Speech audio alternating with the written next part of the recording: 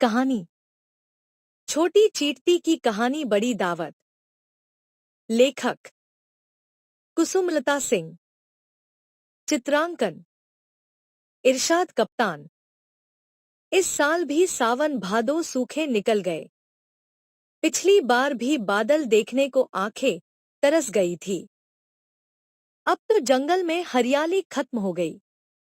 परेशान पशु पक्षी आसमान की ओर देखते और कहते, काले बादल जल्दी आओ, पानी तुम बरसाओ। पर पानी नहीं बरसा तो नहीं बरसा। जंगल के जानवर भूख प्यास से बेहाल हो रहे थे। सभी जानवर इकट्ठा हुए और शेर राजा के पास पहुंचे। महाराज, आप तो जानते ही हो इस साल भी पानी नहीं बरसा। इस अकाल की स्थिति में हमारे खाने के लिए कुछ नहीं रह गया है। हमारे बच्चे भूखे प्यासे हैं। क्या करें? सभी पक्षी तो उड़ गए। हम कहाँ जाएं? आप महाराजा हैं, हमारे लिए कुछ प्रबंध करें। जानवर रोने बिलखने लगे। शेर बड़ी देर तक सोचता रहा, फिर बोला, धरती के ऊपर तो अब कुछ बचा नहीं। सुनते हैं कि जमीन के अंदर भी खाने के लिए बहुत कुछ होता है, पर उसे खोजा कैसे जाए? भीड़ से सांप निकला और आगे आकर बोला, महाराज, सच है कि जमीन के नीचे खाने और पीने की चीजों का भंडार है, लेकिन उसे ऊपर कैसे लाया जाए? इसका कोई उपाय नहीं है। गधे को गुस्सा आ गया।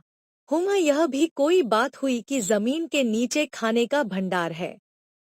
होगा, जब हमें भूखों ही मरना है तो भंडार रहा करे, हमारे किस काम का? खरगोश से पूछा गया, सुना है कि जमीन के नीचे भी खाने पीने की चीजें हैं। तुम तो सुरंग बनाकर रहते हो, तुम तो अवश्य जानते होगे। क्या यह बात सच है? खरगोश बोला, बात तो 16 आने सच है।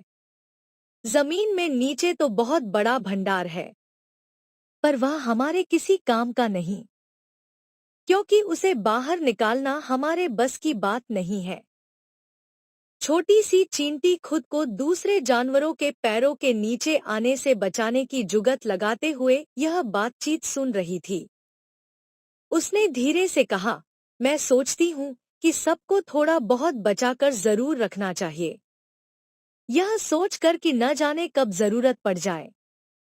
मैंने उसकी बात पूरी होने से पहले ही हाथी और भैंसा गुस्से से बोला, मैं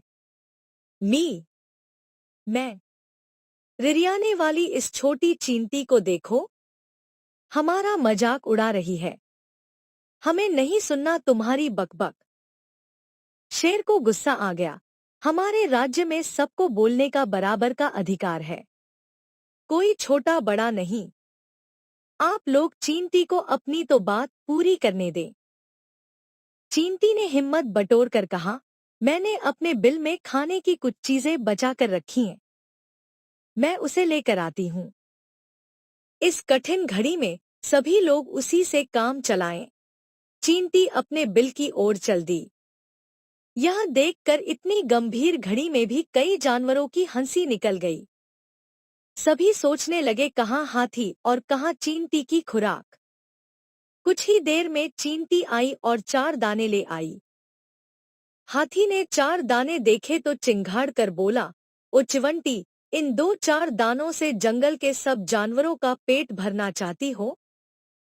शेर बोला, हाथी जी, आप बेवजह गुस्सा कर रहे हैं। तुम यह सोचो कि इस नन्ही सी चींटी ने अपने लिए जो कुछ बचा कर रखा था वह ले आई, और तुम हो कि उल्टा सीधा कह रहे हो। शेर की बात सुनकर चींटी बोली, महाराज, हम सभी चींटियों ने जो कुछ भी अपने बुरे दिनों के लिए बचा कर रखा था वह कुछ ही देर में आपके सामने हाजिर हो जाएगा। यह क्या? देखते ही देखते हजारों चींटियां कतार बनाकर अपने अपने बिलों के अंदर से खाने की चीजें बाहर निकालकर ढेर लगाने लगी। वहां तो खाने के सामान का पहाड़ खड़ा हो गया। यह देखकर सभी हैरान हो गए। सबको भूख लगी थी। जानवरों ने छक कर दावत उड़ाई। कई दिनों बाद भर पेट खाना मिल पाया था। जैसे ही जानवर अपने अपने घर की ओर जाने लगे, शेर बोला, दोस्तों, आप सभी को चींटियों को धन्यवाद देना चाहिए, जिन्होंने मुसीबत में आपकी मदद की।